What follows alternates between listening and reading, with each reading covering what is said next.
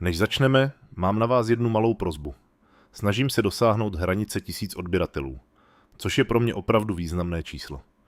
Klikněte prosím na tlačítko odebírat. Odebírat.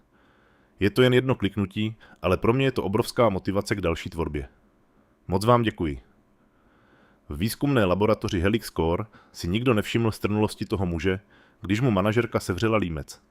Viděli jen Evana Cola, tichého laboratorního technika, osamělého otce, který vždy odcházel včas, jak konečně ztrácí klid. Ale to, co se objevilo v jeho očích, nebyl strach. Byl to smrtící klid vojáka, který kdysi stál v bojových zónách. Trvalo to 2 sekundy. Nikdo nebyl udeřen, nikdo nepadl. Ale kariéra Laury Wittmannové skončila ve chvíli, kdy položila ruce na muže, o kterém si myslela, že je nejslabším člověkem v místnosti. Alarm se nikdy nespustil, protože Evan už byl vzhůru. Stál v přítmí kuchyně jejich malého bytu v Seattlu. Město za oknem bylo stále temné. Jeho ruce se pohybovaly ranní rutinou s mechanickou přesností. Grill se zahříval na přesně 325 stupňů. Celozrnné palačinky namíchané v modré míse.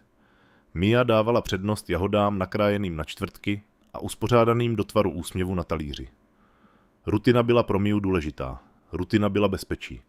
Dobré ráno, zlatíčko. Jeho hlas nesl opatrnou jemnost, kterou si pěstoval během 8 let osamělého otcovství. Mia se objevila ve dveřích ve svém žlutém tričku. V pondělí vždy žlutém a svírala svůj opotřebovaný výtisk základu chemie. Nedívala se na něj přímo, ale usadila se na své určené židli. Tu, která byla odvrácena od stropního světla. Palačinky se usmívají, poznamenala. Její tón byl spíše věcný než nadšený. Mají radost, že tě vidí. Palačinky nemají emoce, tati. Jsou kombinací mouky, bílkovin a... Já vím, zlato, ale někdy můžeme předstírat. Zvažovala to a pak jednou přikývla. Povolení uděleno. Evan sledoval, jaký v určitém pořadí. Vyžadovala nejdříve jahody, pak palačinky zleva doprava a cítil známou tíhu v hrudi. Terapeutka říkala, že Mia dělá pozoruhodné pokroky se svým autismem. Škola říkala, že ve svém specializovaném programu prospívá. Ale každé ráno Evan viděl, jak těžce jeho dcera pracuje jen na tom, aby existovala ve světě, který se neohýbá jejím potřebám. Kdyby mohl, ohnul by svět pro ni. Doktorka Pattersonová chce upravit mé úterní sezení na 16:30, řekla Mia, aniž by vzhlédla od talíře. Evanova čelist se neznatelně sevřela. To by znamenalo odejít z práce v 15:45, aby stihl cestu přes město. Jeho nadřízené by se to nelíbilo. Jeho nové nadřízené zvláště ne. Nějak to uděláme, řekl, protože to tak dělali vždycky. O 20 minut později Evan vysadil Miu u základní školy Riverside a sledoval, dokud nenašla svou asistentku, paní Chenovou, než odjel. Poté odjel do výzkumné laboratoře Helix Core, elegantní skleněné budovy v biotechnologickém koridoru a stal se někým jiným. Ne jiným, menším, verzí sebe sama, která se vešla do koje 2,5 na 3 metry a nepoutala pozornost. Parkoval každý den na stejném místě, v rohu, s jasným výhledem na oba východy a vstupoval bočními dveřmi, které vyžadovaly jeho čipovou kartu. Uvnitř laboratoř hučela známými zvuky přesnosti. Klimatizovaná cirkulace vzduchu, vrčení centrifug, tiché soustředění vědců dělajících práci, na které záleží. Tohle měl být asi jeho nový začátek, čistý štít, nový život. Nikdo tu nevěděl o tom, co bylo dřív. Evan to tak preferoval. Helix Core se specializovala na výzkum syntézy proteinů, druh pečlivé, opakující se práce, která Evanově povaze dokonale vyhovovala. Přicházel 45 minut před svou směnou, uvařil kávu pro ranní tým a uspořádal své stanoviště se stejnou přesností, jakou vnášel do všeho. Pipety seřazené podle objemu, činidla abecedně, zápisník zarovnaný k okraji stolu. Jeho pracovní prostor byl čistý, kontrolovaný, nic jako chaos, který občas stále vtrhl do jeho snů. Dobré ráno, Evane. Nina Park se objevila vedle něj, mladá postdoktorantka, která byla milá od jeho prvního dne před 6 měsíci. Držela 2 hrnky kávy, kterou uvařil a jeden mu podala. Díky, Nino. Viděl jsi to memorandum o nových protokolech? Četl jsem ho 2krát, usmála se. Samozřejmě, že ano. Nebyl v tom posměch, jen vřelost. Víš? A většina lidí tady dokumentaci fláká. Je fajn pracovat s někým, komu na tom skutečně záleží. Evan přijal kompliment malým přikývnutím. Nina mu připomínala dobré důstojníky, které znal. Kompetentní, přímá, bez skrytých agent. Za 3 měsíce, co se připojila k týmu, se stala něčím blízkým příteli. I když Evan si na přátelství dával si pozor na všechno. Jak se má Mia? Zeptala se Nina. Začíná nový terapeutický plán, že? Jo, je to dobré. Nina ho chvíli studovala a Evan ten pohled poznal. Viděla v něm něco, co úplně nesedělo k profilu laboratorního technika. Něco tvrdšího, ale nikdy netlačila a on jí byl vděčný. Zbytek ranní směny se trousil dovnitř. Markus Webb, starší výzkumník s 20 lety v Helix Core. Jennifer Hank, která měla na starosti hmotnostní spektrometrii. Mladý Tyler Brennan, čerstvě z magisterského programu a dychtivý se dokázat. Dobří lidé, tichá práce. Evan by v dny jako tento mohl téměř zapomenout, co jeho ruce kdysi dělali. Pak dorazila Laura Wittmannová a teplota v místnosti klesla o 5 stupňů. Laura Wittmannová byla jmenována manažerkou laboratoře před 6 týdny. Byla přivedena od konkurence, aby zefektivnila provoz a zlepšila výkonnost. Bylo jí 42, ostře se oblékala a vystupovala se sebevědomím někoho, kdo šplhal po firemních žebříčcích tak, že šlapal po lidech pod sebou. Evan ten typ poznal okamžitě. Jiná uniforma, stejná taktika. Identifikovala ho jako svůj cíl během prvního týdne. Call! Její hlas prořízl prostor laboratoře. Vaše dokumentace zpáteční purifikace proteinů je neúplná. Evan vzhlédl od gelové elektroforézy, kterou připravoval. Odeslal jsem celou zprávu v 16:47. Chybí metriky kvality. Strana 6, sekce 3b. Lauře se rty sevřely. Zjevně si zprávu prošla a věděla, že má pravdu. Ale přiznat chybu nebyl její styl. Místo toho přistoupila blíž k jeho stanovišti a vpadla do pečlivé nárazníkové zóny, kterou si udržoval. V budoucnu očekávám metriky zvýrazněné a křížově odkazované v souhrnu. Neměla bych se muset prohrabávat 6 stránkami dat. Požadavek byl nepřiměřený a ona to věděla. Zavedený protokol nevyžadoval zvýrazňování v souhrnu. Ale o protokol tu nešlo. Šlo o nastolení dominance. Rozumím, řekl Evan tiše. Sledoval, jak jí v očích blesklo uspokojení. Očekávala odpor, chtěla odpor, potřebovala konfrontaci, která by ospravedlnila její autoritu. Jeho podvolení jí to upřelo, ale také ho označilo za někoho, kdo se nebude bránit, za bezpečný cíl. Během příštích 2 týdnů se tlak zvyšoval s vypočítavou přesností. Laura přeřadila jeho projekty ostatním a dala mu nudnou kalibrační práci, obvykle vyhrazenou pro stážisty. Naplánovala povinné individuální rozvojové schůzky, kde kritizovala vše od jeho držení těla až po styl komunikace. Začala dávat ředitele oddělení do kopie e-mailů o drobných procesních záležitostech, čímž vytvářela digitální stopu, která vykreslovala Evana jako sotva kompetentního. V odpočívárně trousila ležérní poznámky o problémech s rovnováhou mezi pracovním a soukromým životem a obtížnosti udržení profesionálních standardů, když jsou osobní situace komplikované. Každý věděl, že myslí osamělé otce. Každý věděl, že myslí jeho. Nina si ho vzala stranou po jedné obzvláště brutální schůzce. Tohle není v pořádku, Evane. Jde po tobě. Zvládnu to. Neměl bys to muset zvládat. Podej stížnost na HR. A co řeknu? Že mi moje manažerka dává práci navíc a chce lepší dokumentaci? Udržoval svůj hlas vyrovnaný, kontrolovaný. Není tam nic žalovatelného. Je to šikana. Je to práce. Ale Nina měla pravdu. A oba to věděli. Laura Wittmannová našla dokonalou oběť. Tichého muže se zranitelným dítětem. Někoho, kdo si nemohl dovolit dělat vlny. Někoho, kdo tuto práci potřeboval příliš moc na to, aby se bránil. Co Laura nevěděla, bylo, proč je Vešenem a Iviem tak tichý. Proč se nikdy nebránil. Proč se mu ruce nikdy netřásly, i když stála centimetry od jeho obličeje. Víkendové úkoly začaly ve 3. týdnu. Call, potřebuji vás tu v sobotu na údržbu vybavení. Laura nevzhlédla od svého tabletu. Mám časový konflikt. Vyřešte ho. Moje dcera má terapii Nepamatuji se. Že bych se ptala na vaše zajištění péče o dítě. Informuji vás o vašem pracovním úkolu. Evan cítil, jak se v jeho hrudi pohnulo něco starého a chladného. Svalová paměť přípravy na boj. Prodýchal to, napočítal do 5, nechal to přejít. Budu tu. Zavolal Mia z terapeutce a přeobjednal ji. Další volný termín byl za 2 týdny. Mína rutina byla narušena. Bude bojovat. Pomůže jí to překonat, protože to otcové dělají. To slíbil Sára na smrtelné posteli. Postarej se o naši holčičku. V sobotu v laboratoři ho Laura nechala přeorganizovat sklady zásob. Práci, kterou mohl udělat kdokoliv, zadanou jen proto, aby ukázala svou moc. Evan organizoval zásoby a polikal svůj vztek. Poznámky byly ostřejší. Osamělí otcové často bojují se soustředěním. Je to pochopitelné vzhledem k rozdělené pozornosti. Někteří lidé se lépe hodí pro méně náročné pozice. Mám obavy o vaši dlouhodobou dráhu z Dekol. Každé prohlášení bylo pečlivě kalibrováno tak, aby bylo dostatečně neprofesionální, aby zranilo, ale ne natolik, aby se dalo formálně nahlásit.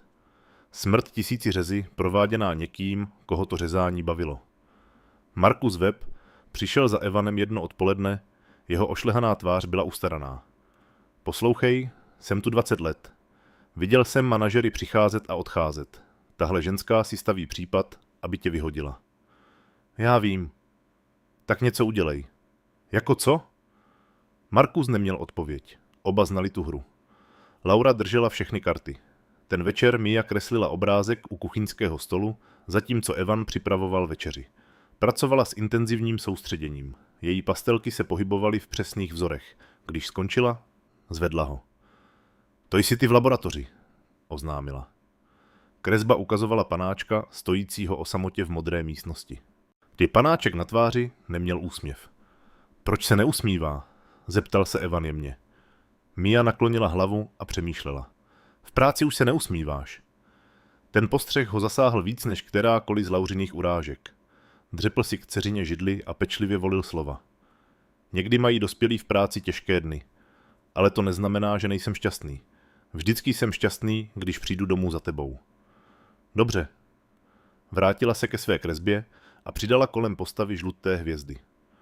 Přidala jsem hvězdy, protože hvězdy dělají věci lepšími. Evan jí objal, cítil křehké kosti jejich ramen, důvěru, kterou do něj vkládala.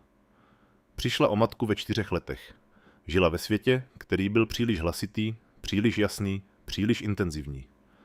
A teď si všímala, že se její bezpečný, stálý otec mění. Nemohl dovolit Lauře Wittmannové, aby jim tohle vzala. Ale nevěděl, jak proti ní bojovat. Aniž by se stal někým, koho nechal za sebou. Pozdě v noci, když Mia spala a v bytě bylo ticho, Evan občas otevřel zamčenou zásuvku ve své ložnici. Uvnitř byla vitrína obsahující medaile, které nikdy nevystavoval.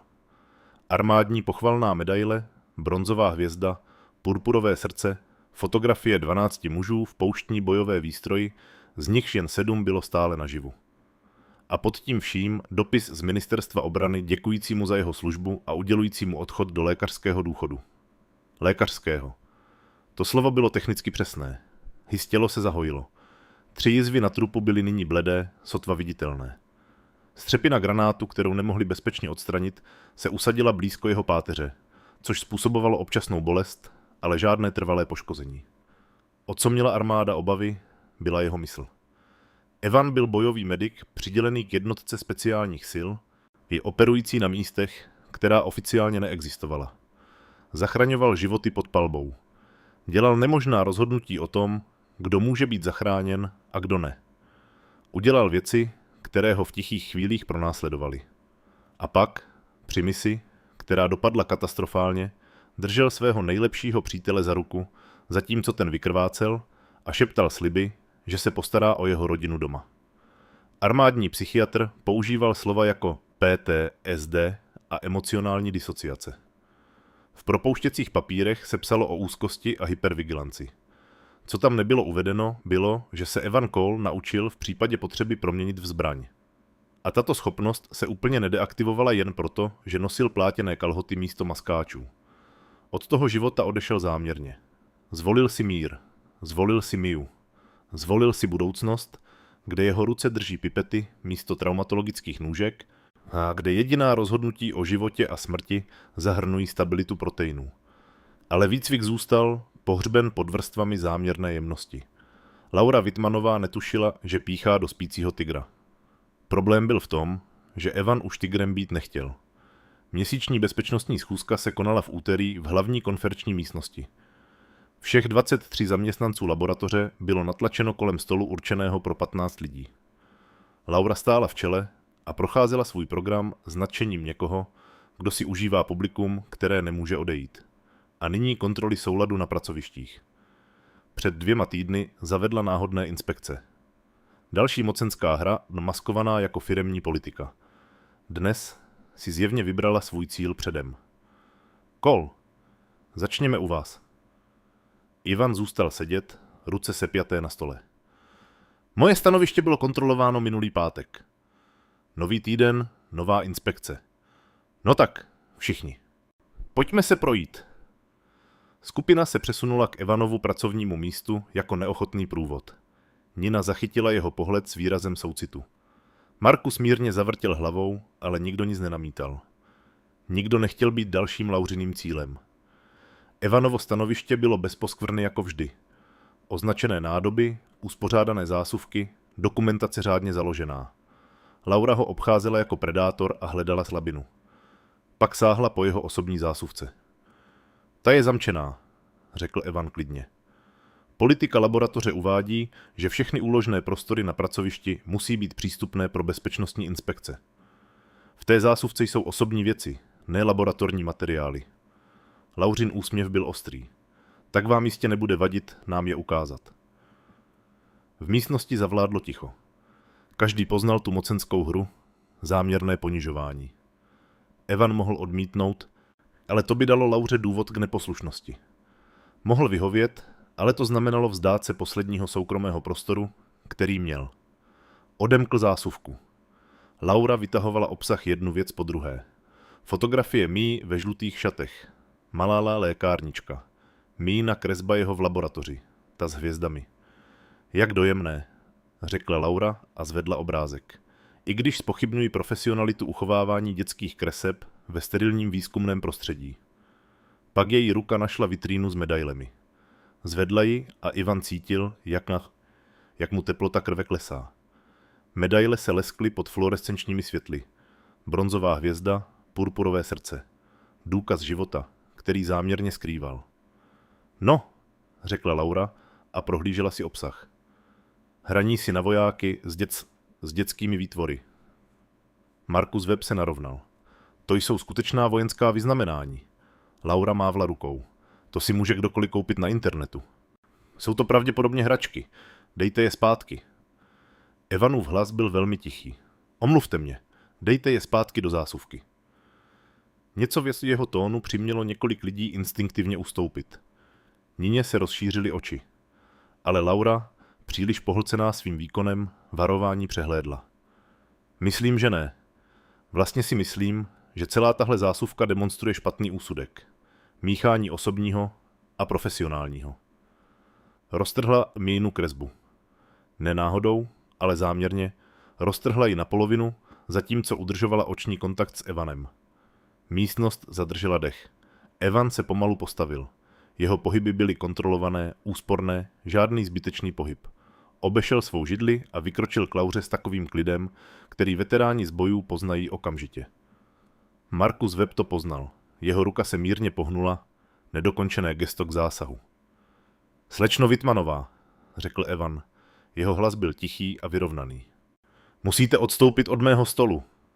Lauřina tvář zrudla hněvem. Konečně se dočkala reakce a nehodlala ji promarnit. Nebo co, Kol? Vy mi vyhrožujete?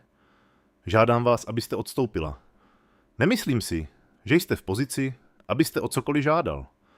Popadla ho za límec, její tvář byla centimetry od jeho. Jste jeden zápis od Vyhazovu a právě jste vyhrožoval nadřízené předsvědky. Čas se zpomalil. Později to lidé popisovali různě. Nina říkala, Evan se sotva pohnul. Markus říkala, že to byla ta nejkontrolovanější věc, jakou kdy viděl. Tyler Brennan říkal, že mrkl a najednou se situace obrátila. Stalo se toto. Evanova pravá ruka vyletěla nahoru, ne v pěst, ale s otevřenou dlaní. Vyvinul tlak na vnitřní stranu Lauři na zápěstí, na přesný bod, který způsobil, že její stisk nedobrovolně povolil. Současně jeho levá ruka vedla její paži dolů a pryč, přičemž otáčela jejím tělem s minimální silou.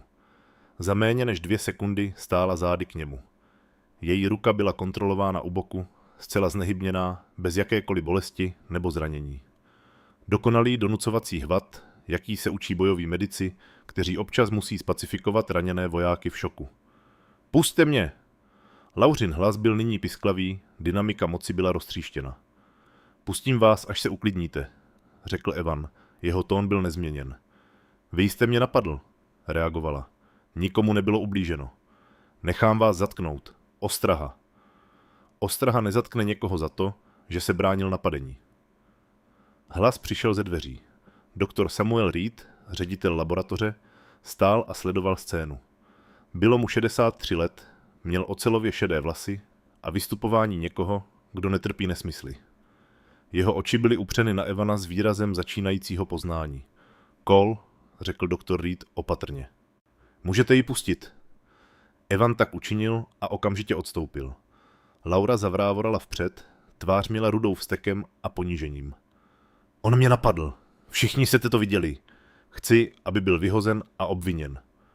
To, co jsem viděl já, přerušil ji doktor Reed, bylo, jak fyzicky napadáte zaměstnance během něčeho, co vypadá jako neodůvodněný osobní útok. Ukázal na roztrženou kresbu na podlaze. Je to osobní majetek zaměstnance, který jste zničila? Lauřina ústa se otevírala a zavírala. Doktor Reed se otočil k shromážděnému personálu. Všichni zpět na svá stanoviště. Nino, prosím, zavolej HR, ať přijdou do mé kanceláře. Markusi, budu vás potřebovat jako svědka. Jeho pohled se vrátil k Evanovi. Cole, do mé kanceláře. Teď. Kancelář doktora Reeda byla ve 3. patře. Prostor zaplněný vědeckými časopisy a fotografiemi z jeho 3 desetiletí v biotechnologickém výzkumu. No gestem vyzval Evana, aby se posadil a pak zavřel dveře.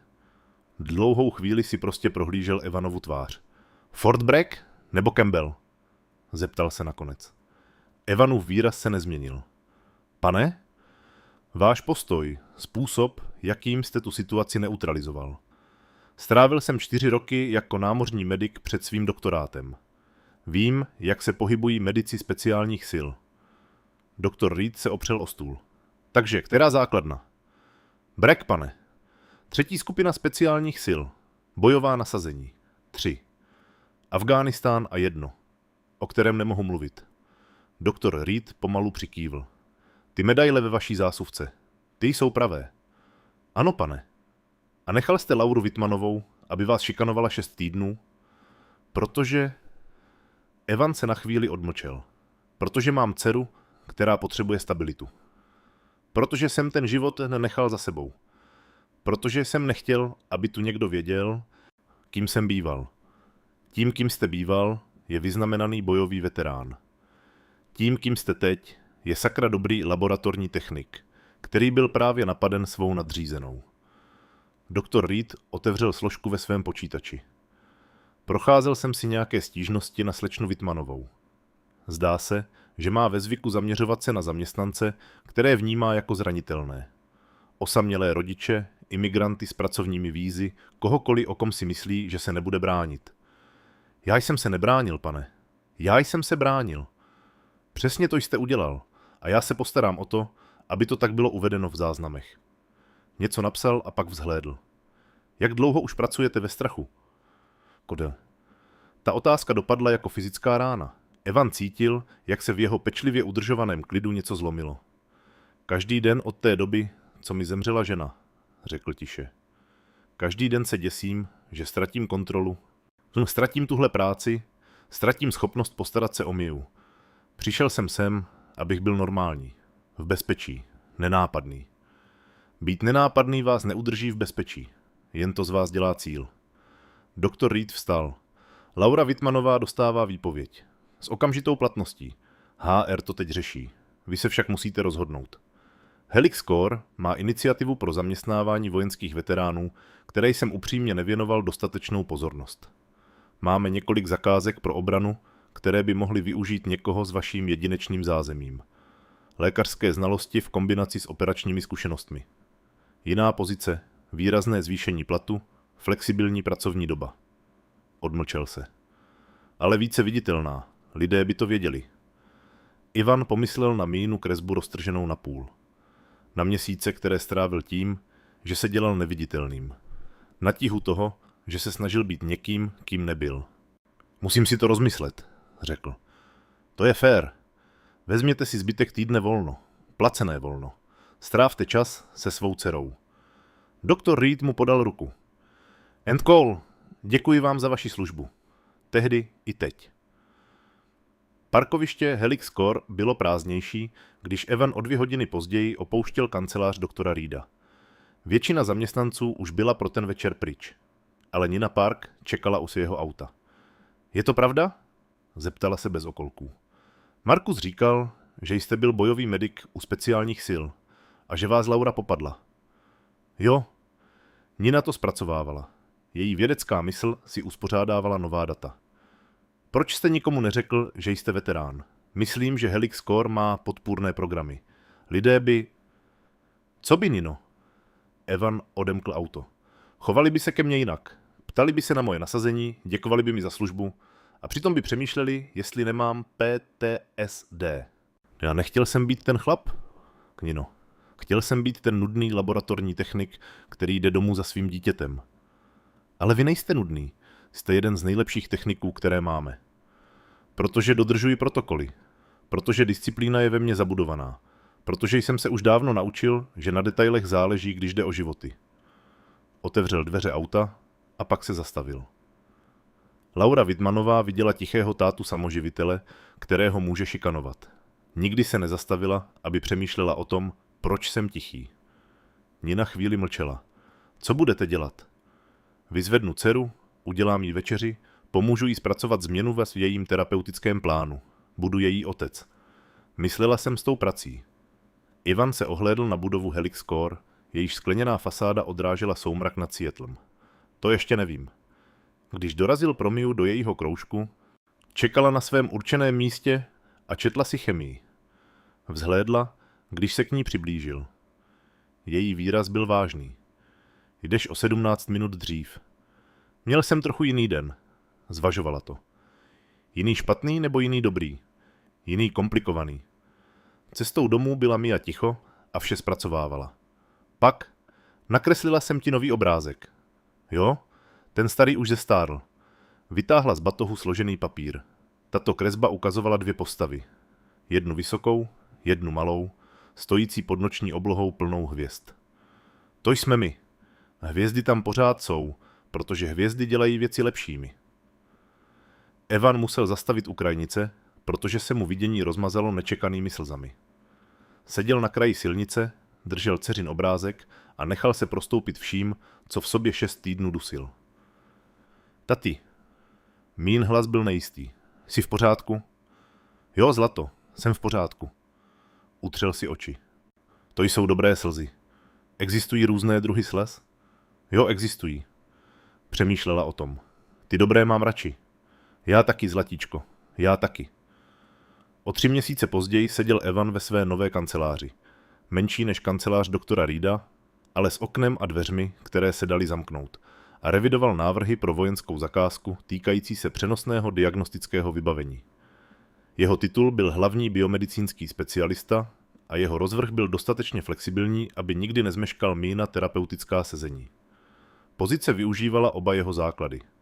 Lékařský výcvik, který mohl udržet vojáky naživu v drsných podmínkách, a laboratorní odbornost, která mohla vyvinout nástroje, které potřebovali.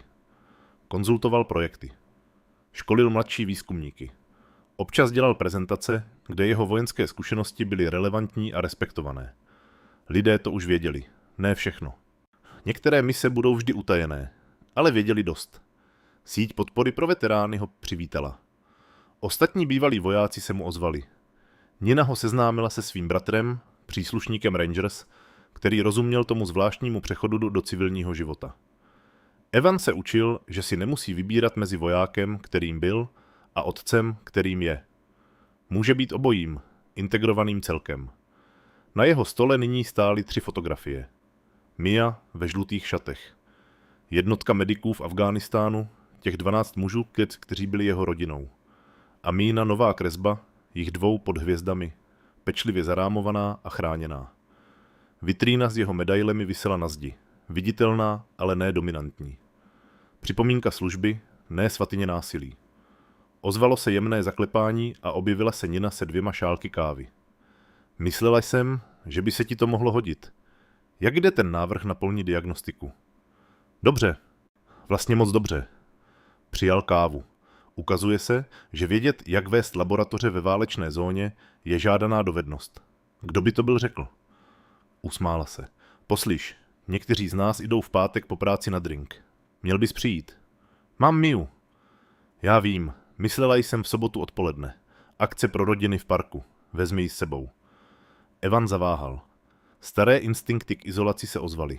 Pak pomyslel na Mínu terapeutku, která doporučovala více společenských situací, na rostoucí sebevědomí své dcery, na svou vlastní potřebu přestat žít, jako by se stále schovával. Jo, řekl. Přijdeme. Poté, co Nina odešla, Evan otevřel svou zamčenou zásuvku. Tu novou v novém stole. Uvnitř byly Míny výtvory, náhradní lékárnička a malý zápisník. Do kterého psal dopisy padlým přátelům, které nikdy neodešle. Dnešní zápis byl krátký. Učím se nechat lidi, aby mě viděli, Tommy. Celého mě. Ukazuje se, že mě to nedělá slabším. Tvoje sestra říká, že bys byl hrdý. Doufám, že má pravdu. Doufám, že bys pochopil, proč jsem se musel na chvíli zmenšit, než jsem mohl být znovu celý. Starám se o tvou rodinu, jak jsem slíbil, a starám se i o tu svou. Zavřel zápisník, zamkl zásuvku a vrátil se k práci. Ten večer odešel v 15:45, aby vyzvedl Miu z jejího nového terapeutického sezení. Toho, které pasovalo do jejich rozvrhu. Toho, které nikdy nemusel vynechat. Naskočila do auta s větší energií než obvykle. Doktorka Petersonová říká, že dělám vynikající pokroky v rozpoznávání emocí. To je úžasné, zlato. A nakreslila jsem další obrázek v arteterapii. Ukázala mu barevnou scénu laboratoře plné lidí, kteří se všichni usmívali. To jsi ty, jak všem pomáháš s vědou. To je Nina. To je doktor Reed. To jsem já. Jak tě jednou přijdu navštívit, až budu starší? Evan si kresbu prohlížel a viděl v ní dceřino rostoucí porozumění jeho světu, její rozšiřující se pohodlí s komplexností a změnami. Je to dokonalé, řekl. Můžeme si to pověsit v tvojí kanceláři? Rozhodně. Jeli domů dopravou v Seattlu. Mia štěbetala o svém dni. Evan poslouchal s plnou pozorností, kterou si zasloužila. Tíha, kterou nesl měsíce. Strach z odhalení. Hanba ze skrývání. Vyčerpání z toho, že byl méně než sám sebou, se konečně zvedlo. Kariéra Laury Wittmanové neskončila proto, že by ji Evan zničil, ale proto, že zničila samu sebe. Vyšetřování odhalilo vzorec šikany trvající přes 3 předchozí pozice. Přišla o profesní licenci a čelila občanskoprávním žalobám od několika bývalých zaměstnanců. Spravedlnost dorazila, aniž by Evan musel hledat pomstu. Jednoduše se bránil, řekl pravdu a nechal systém pracovat. Později tu noc, když Mia spala, stál Evan ve dveřích jejího pokoje a sledoval její klidnou tvář v záři nočního světla. Žluté stěny, které si vybrala, plakáty s chemií, které milovala, pečlivě uspořádané knihy a hračky, které jí pomáhaly orientovat se v každém dni. Tohle bylo to, za co bojoval. Ne za slávu nebo medaile nebo uznání. Jen za tohle. Bezpečný domov, prosperující dcera, život postavený na lásce místo násilí. Byl Evan Cole, bývalý bojový medik, současný biomedicínský specialista, navždy a navždy Mín otec. Nepotřeboval být nenápadný, aby byl v bezpečí. Nepotřeboval se schovávat, aby byl celý. A nepotřeboval se omlouvat za ty části sebe sama, které kdysi zachraňovaly životy a vždy zůstanou připraveny chránit to, na čem záleží nejvíc. Hvězdy tam pořád byly a dělali všechno lepší, přesně jak říkala jeho dcera. Děkuji vám, že jste sledovali toto video až do konce. Opravdu si vážím každé chvíle, kterou jste tu se mnou strávili. Aktuálně jsme na cestě k dosažení našeho prvního milníku 1000 odběratelů. Pokud se příběhy, které vyprávím, dotkly vašeho srdce, byť jen malinko, podpořte mě prosím stisknutím tlačítka odebírat. Každý nový odběr je pro mě obrovskou motivací psát dál a přinášet vám ještě více smysluplných příběhů. Nashledanou a těším se na vás u dalšího videa.